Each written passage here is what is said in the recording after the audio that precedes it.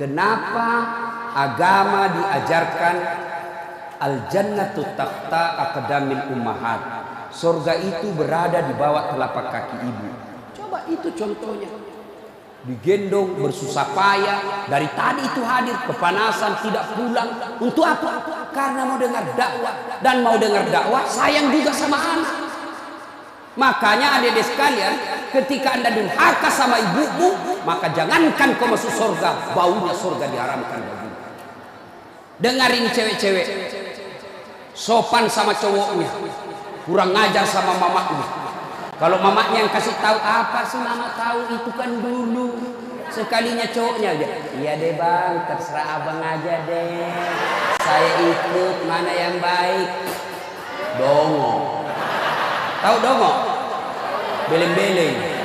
Tahu beleng-beleng? Itulah makanya. Adik-adik sekalian, kalian mau sukses, muliakan orang tuamu. Tidak perlulah kau kursus kiri kanan. Muliakan orang tuamu, Allah yang angkat derajatmu. Itu janji Allah. Biar kau sekolah tinggi-tinggi, tapi kau tidak hargai bapakmu, kau hina orang tuamu, bisa jadi kau dapat kerja, tapi kerjaan yang kau dapat makin jauhkan kau dari agama. Bisa jadi perusahaanmu lancar, tapi perusahaanmu justru menyeret kau masuk lapang neraka. Ada orang tidak cerdas, tidak terlalu berkualitas dirinya, tapi dia muliakan orang tuanya, Allah angkat derajatnya. Maka adik-adik, muliakan orang tua, enak hidupnya. Itu tadi model anak sekolah. Kalau kita model yang sudah punya istri, bagaimana modelnya Ustaz durhakanya? Takut sama istrinya. Dapat rezeki, suaminya bilang, bu, sudah lama kasihan ini nomor antrinya bapak, mau haji tidak dapat. Ini ada kasihan duit. Bagaimana kalau kita kasih umroh dulu ibu? Bapak kita kasih umroh dulu di kampung. Apa langsung dia bilang istrinya? Apa? Bapakmu terus. Apa? Mamamu terus. Langsung dia bilang suaminya, sudah dipalek, terserah kau. Ada begitu di sini? Ada? Beleng-beleng. Apa kamu takut sama istri? Uangmu semua dia kau ambil semua. Jangan takut sama istri, Pak. Bapak tidak bakal bahagia dalam hidupmu kalau lebih takut sama istrimu untuk membahagiakan orang tuamu. Makanya hidupmu susah dalam rumah tangga. Kenapa? Istrimu kurang ngajar sama ibumu. Maka bilang sama istrimu, jangan coba-coba sakiti perasaan ibu saya. Kalau kau lukai perasaan ibu saya bawa kau ke pengadilan agama, saya ceraikan kau baik-baik. Lalu saya bilang sama mamanya, cek istriku di rumah, boleh kau marah-marah sama saya, boleh kau tutup pintu, yang penting tidak kau kunci. Boleh kau lempar kepalaku, yang penting tidak kena. Satu yang tidak boleh, jangan kau pernah hina orang tuaku. Begitu kau hina orang tuaku, wabillahi taufiq wal hidayah, keluar. Begitu deh. Ada di sini takut sama istri? Jangan, Pak. Itu yang membuat ibu juga kalau mau bahagia rumah tanggamu, muliakan mertuamu. Datang mertuamu dari kampung, dari Sulawesi Selatan, hormati.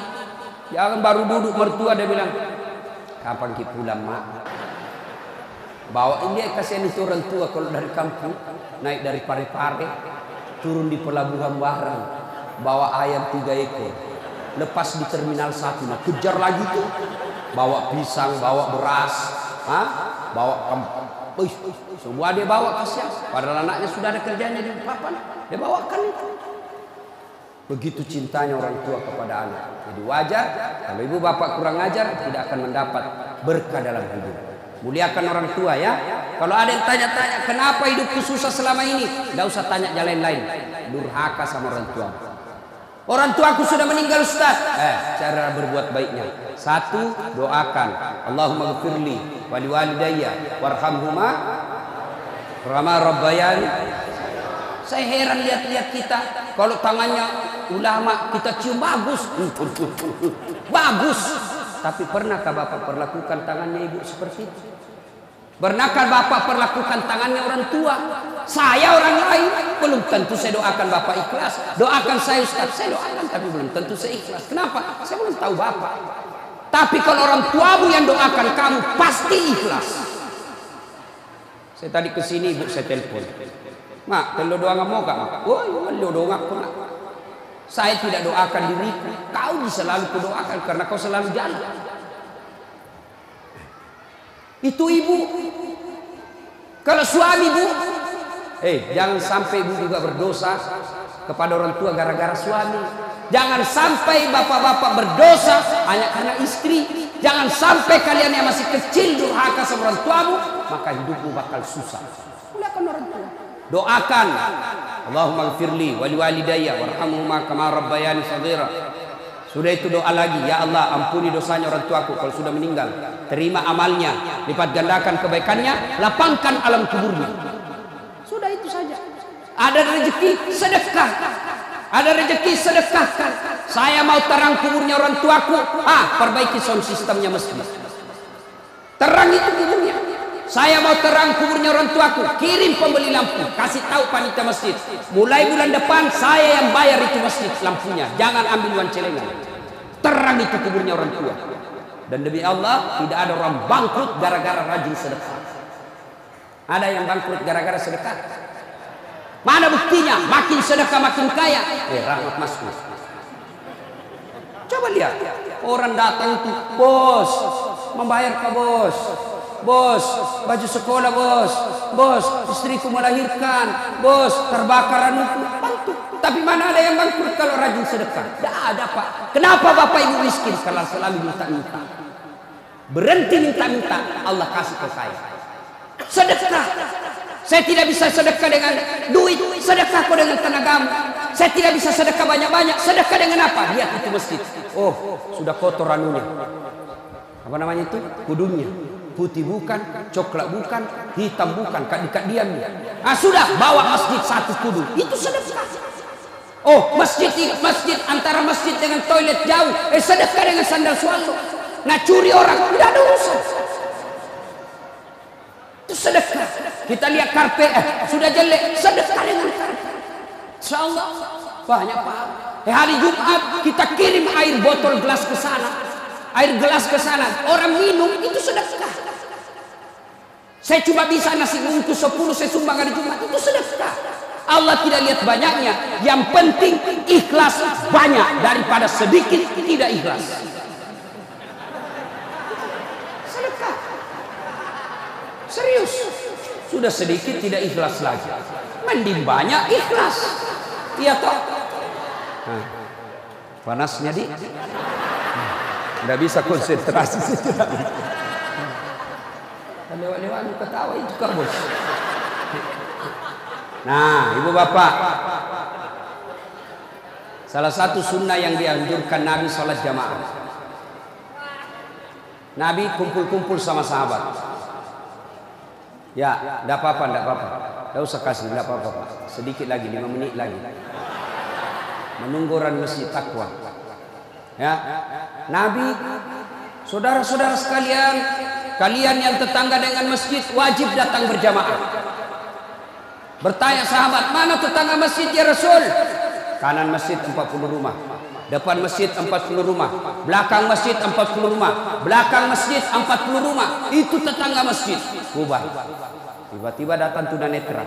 Tahu tunanetra? Tidak melihat. Ya Rasulullah, bagaimana saya? Oh, kau naik karena kau tidak melihat.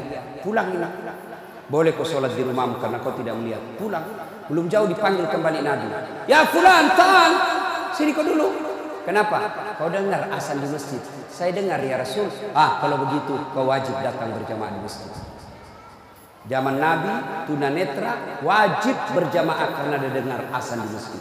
Kalau ini hadis diterapkan Pak, penuh ini masjid jamaah. Kenapa? Kalau azan di menara sampai di ujung-ujung rumah dia dengar. Dan alhamdulillah masjid selalu ramai jamaahnya Pak. Terutama kalau subuh penuh sampai di luar, tidak ada di dalam.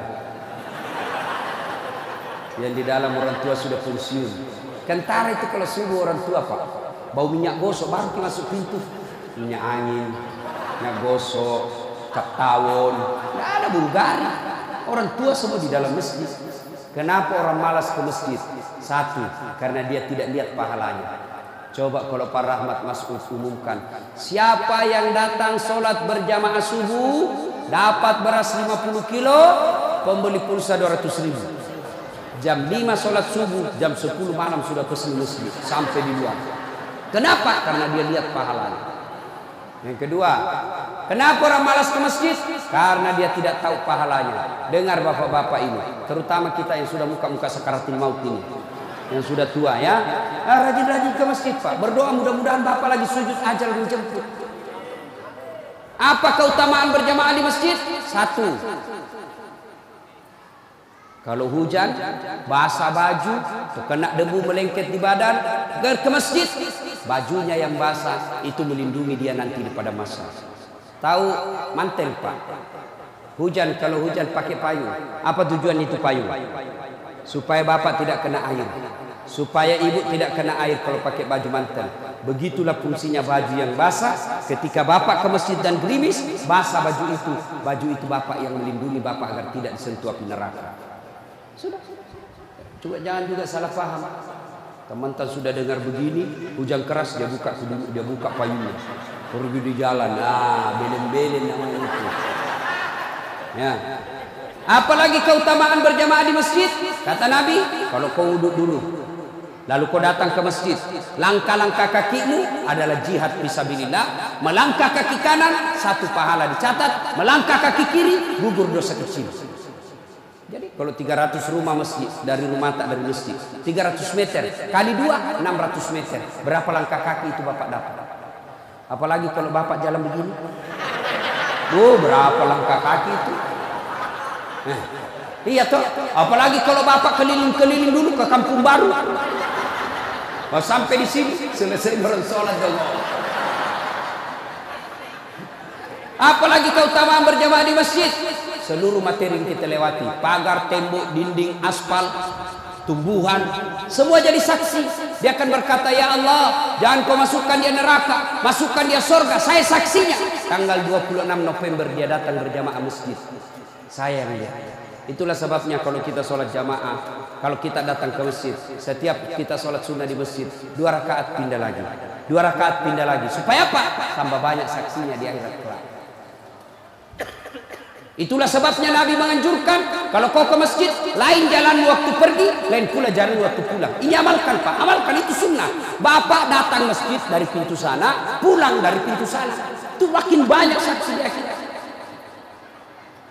Yang keempat, lipat 27 kali. Artinya, sekali bapak sholat di masjid, 27 kali sholat di rumah baru sama pahalanya. Apalagi kalau di masjid ada disebut doa bersama. Mungkin di rumah bapak susah sholat, mungkin di rumah banyak godaan, mungkin di rumah ibu bingung, ini saya sudah tahiyat atau belum, ini sudah 2 atau 3, ini apa? Kalau di masjid aman, tidak ada kecemasan seperti itu. Itu datang ke masjid. Yang berikutnya yang membuat orang malas ke masjid, tadi yang ketiga, manajemen masjid tidak bagus. Mana manajemen masjid yang tidak bagus? Selalu disimpan saldo kas. Jangan simpan saldo kas. Dengar ini panitia masjid. Bapak kalau simpan saldo kas di masjid, bapak yang tanggung dosanya, tidak jalan amalnya. Saldo kas 80 juta. Jangan simpan. Cari orang yang susah, yang rajin berjamaah. Ada utangnya di bank, bayarkan supaya dia lepas dari kredit. Boleh itu. Baru dia suruh cicil ke masjid. Kalau dia di bank berbunga, makin susah hidupnya. Boleh. Saldo kas 80 juta, kita mau kencing tidak ada air. Kerannya rusak-rusak, simpan, jangan. Berhenti jadi panitia kalau bapak tidak bisa urus masjid. Yang sudah tua mundurlah, kasih anak muda. Ini masjid bukan perusahaan punya. Begitu kan di sini? Hah? Jangan marah Pak, siapa suruh kau panggil Pak? Si mau kau. Demi Allah Pak, bapak tanggung kalau amalnya orang tidak jalan. Bapak coba kalau itu uang cuma 100.000, tapi diberikan keran, maka selama keran itu berputar, selama itu orang yang punya uang dapat pahala. Tapi kalau dia cuma di bank disimpan, tidak jalan amalnya. belikan dispenser, belikan kopi, tidak apa-apa, boleh. Jangan ditulis di masjid dilarang tidur. Siapa yang larang tidur di masjid? Tidak ada dalilnya. Ayo, Bapak pernah ke tanah suci di Madinah, pernah ke Mekah, ada tidak ditulis dilarang tidur? Tidak, Pak. Barangkali ada orang tidak bisa tidur di rumahnya, dia datang ke masjid supaya bisa tidur. Itu memang boleh. Yang tidak boleh ngiler. Maka kalau kau mau tidur di masjid, bawa ke bantal. Kalau tidak bisa, kau gelisah kau di rumahmu, bertengkar kau sama istrimu, melayani istrimu, ngomel terus. Maka dia bilang, jangan kau pulang, merdeka. Bodoh itu istri sekarang kalau nak bilang sama suami, jangan kau pulang. Wow, gembirai. Langsung nak bilang pacarnya, sini kau sayang, di rumah aku kau tidur, kulayani kau dengan baik. Sudah. Jangan ditulis, jangan bawa anak-anak berisik. Bersyukur kalau masih anak-anak berisik di masjid. Kalau tidak ada anak-anak berisik di masjid, maka tidak ada lagi nanti yang mau datang di masjid. Kalian juga orang tua, kalau anakmu mau ke masjid, belikan songkok dan baju baru. Anaknya mau pergi, Pak, mau pergi masjid, belikan songkok. Apa dia bilang? Itu nak songkok na nenek yang kau pakai. Anaknya nomor 7, songkok anak nenek nomor 10. Tak kait Pak buas si songkok nama buas sih. Berteriak di temannya, Pak Doja, Pak Doja, Pak Doja. Tidak mau ya nak pergi masjid. Hei, ini masjid ini sound systemnya tidak bagus. Kasih bagus. Ini saya kasih tahu, tanya itu ahli tentang AC. Itu kalau ada AC besar begini, 2, dingin mini mesin, tambah lagi itu. Tapi apa yang kasih panas? Karena Bapak pakai kipas. Itu kipas dengan AC ibarat air dengan minyak, tidak bisa dia menyatu. Kenapa? Itu AC ruangan harus tertutup. Kalau kipas tidak boleh tertutup. Kalau tertutup itu kipas, maka makin panas orang di dalam. Kenapa? Karena itu kipas perlu sirkulasi udara, perlu angin keluar masuk. Kalau tidak keluar masuk angin, maka angin yang ada itu saja nak putar terus, akhirnya jadi panas. Apalagi kalau ada yang bau keteknya di dalam. Pedek masih sano, oke, mak pada rambangi, mak bau lasuna mensedinya.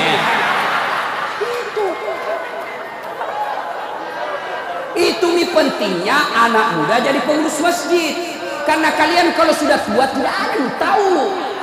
Kau juga anak muda, muliakan orang tua. Tempatkan di mana itu orang tua? Tempatkan sebagai penasehat masjid.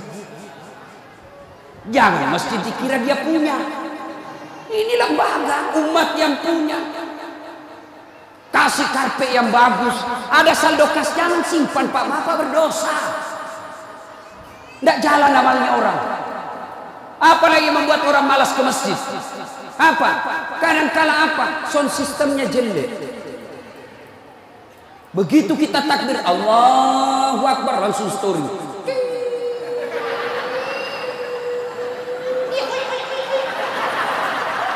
Mau kita perbaiki, sudah makin takbir, terpaksa si tangan.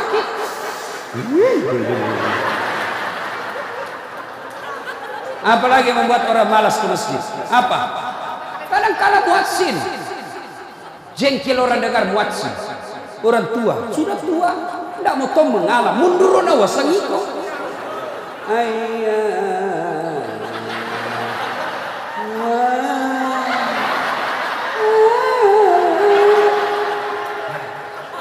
Namun dari iya sih teman-teman, iya sih. Coba. Iya.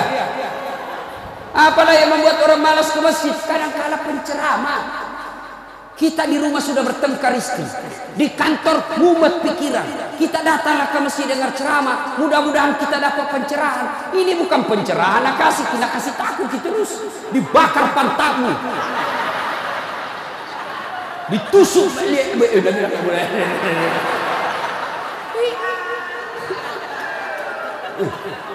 Iya, apalagi yang kasih malas orang ke masjid. Kadang-kala apa? Imam. Ada juga imam suka sekali baca panjang. Tidak tahu juga apa nak baca. Nagaret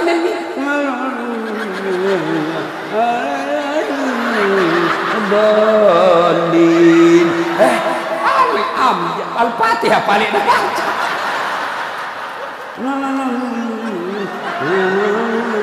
Dolin. Malam petoni tidak jelas. Makanya kata Nabi, kalau kau jadi imam, dengar ini Pak Imam.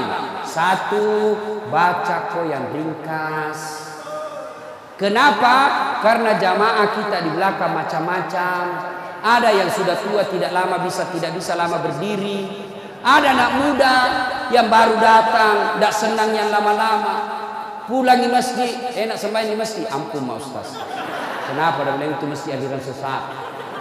Kenapa aliran sesat? Tadi sembahyang subuh 3 rakaat. Bukan 3 rakaat, sujud tilawah apa itu dong. Makanya tuh imam sebelum kau takbir jelaskan dulu jamaahmu. Adik-adik, ini kita sujud tilawah. Sunnah malam Jumat membaca surah As-Sajdah. Pada rakaat kesekian kita harus sujud. Nah ini bukan 3 rakaat, tapi karena Allah perintah ayat itu dibaca sujud. Jelaskan. Yang sunnah, bilang apa ini? Kenapa 3 rakaat? Enggak, kau yang dongo.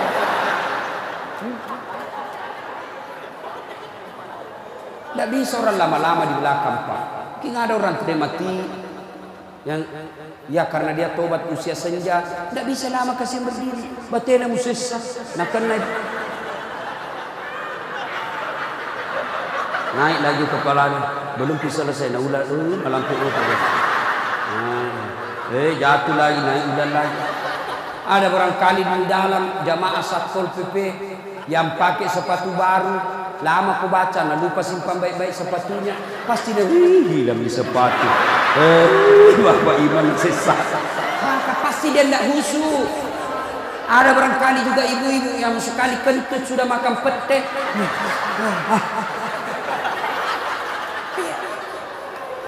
Ya, yang kedua kata Nabi, kalau kau jadi imam, baca yang umumnya orang hafal. Tujuannya apa Ustaz? Satu, supaya jamaah ikut kalau dia hafal. Coba kalau kita imam baca Al-Fatihah, kita ikut juga toh. Kenapa? Karena kita hafal. Tapi coba Pak Imam membaca surah Al-Baqarah ayat 10 sampai 120. Nah, imam sibuk dengan bacanya, kita sibuk dengan hayalan tak. Mau ikut, tidak dihafal. Mau ruku, belum ruku, terpaksa dibaca semua pengumuman masjid. Keadaan keuangan masjid, saldo kas pengeluaran, sumbangan dari haji, dibaca semua. Belum selesai ini sudah dibaca satu palampang ini, satu ini dibaca lagi Persatuan Guru Republik Indonesia. Belum selesai imam dibaca lagi bajunya tim sukses, Rahmat Mas'ud, calon wali kota Balikpapan. Semua Pak dibaca. Siapa salah? Imam. Ada di cerita gini, wallahu alam benar atau tidak. Ada penghafal Quran dites bacaannya. Nah, kau imam, kau mau dengar bacaan imamlah dia. Dia baca betul yang susah. Hanya dia yang tahu. Tiba-tiba jatuh cicak kepalanya. Tas silang itu stres. Orang stres hilang bacaannya. Apa sambungannya ini ayat? Mau ruku tidak tahu apa sambungannya? Tidak ada tuh bisa bantu. Terpaksa Nabi bilang imam, tolong bantu di belakang. Nabi bilang di belakang, saya juga tidak tahu. Tiba-tiba berteriak anak muda, dia bilang, kalau begitu ya sudah, ya Allahu Akbar. Siapa salah? Siapa salah? Siapa salah? Ini waktuku kuliah ini, kisah nyata. Waktu saya KKN, belum Pak jadi ustaz waktu itu. Ada temanku, baru kenal ceritanya ini. Pikir sholat di posko, dia pakai gamis, bajuan itu, baju ustaz sih, bilang, alumni pesantren ini. Kayak imam, dia lah imam. Al-Fatihah lancar. Begitu dia baca Al-Kafirun, aku bilang aja macam apa? Macam apa ini? Wala antum abiduna ma a'bud, wala ana abidun ma abattum, wala antum abiduna ma a'bud, wala ana abidun ma, wala antum abid, wala ana.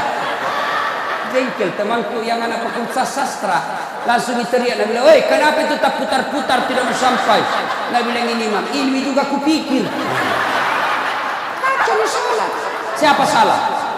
Siapa salah?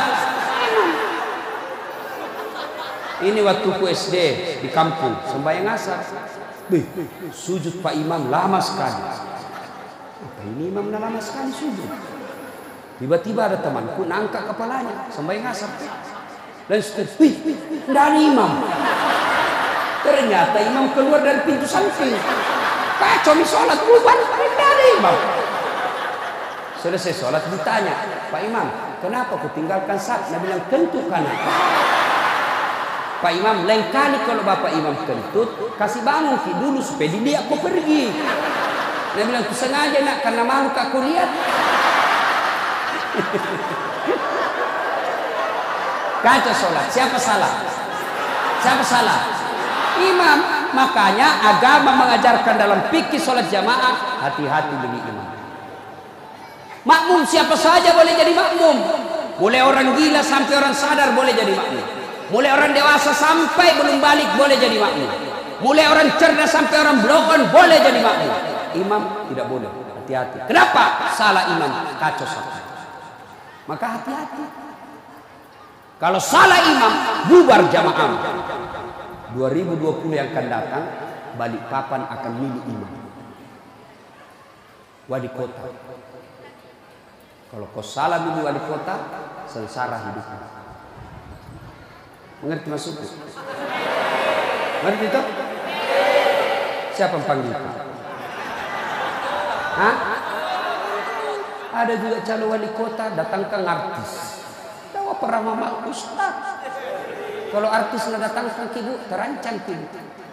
Datang itu artis, kelihatan dadanya, kelihatan pahanya, nah goyang di depannya suami tak. Enggak juga nak kasih lihat kipahanya pak, nak kasih lihat saja. Dia tu nak pakai teni-teni kipah. Enggak nak kasih pegang, dikasih lihat saja. Cancing. Ada itu Pak Ajman itu. Coba kalau ustaz nih, kita dah tahu ini salat jamaah. Enaknya kalau calon pemimpin kita yang juga calon pemimpin dekat dengan ulama, jangan memusuhi ulama. Yang penting jangan jadi manusia jarum apa itu jisamsu. Tahu jisamsu? Janji manis nyatanya palsu. Insya Allah para rahmat tidak begitu. Perlu ini perlu. Ada tanya, Ustaz bagaimana kalau perempuan? Boleh ibu perempuan ke masjid, tapi tidak dianjurkan. Tapi kalau mau ke masjid, jangan dilarang kata Nabi. Kenapa perempuan dulu tidak dianjurkan ke masjid? Karena dulu tidak aman. Kalau pergi sendiri diculik dan diperkosa dulu.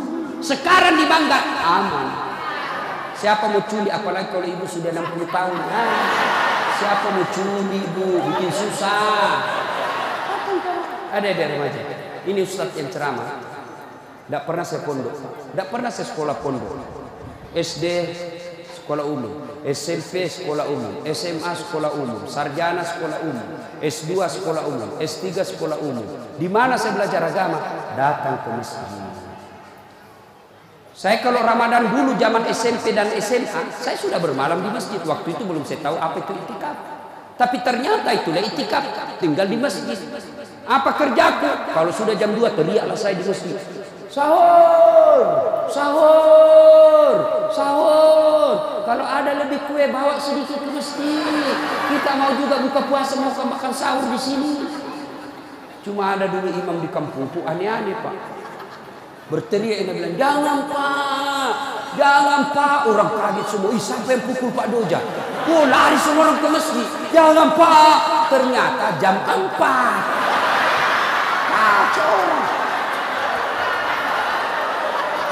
Sudah itu ditegur, jangan bilang jangan pak, karena Pak Doja tidak tahu. Nah bilang lagi, sahur, sahur, sudah jam 3 lewat 60 menit. Ih cocok tahu jangan pak. Ayo, ibu bapak, saudara-saudara sekalian, kita juga jamaah ada aturannya. Sudah ya? Nah, karena sudah waktu dari tadi saya tunggu, alhamdulillah. Kalau masih mau dengar ceramah, kita pergi rame-rame ke Masjid Taqwa. Kan tidak dibayar gitu. Nah, kita sama-sama lah ke sana. Ini saja tausiah kita, mudah-mudahan ada manfaat.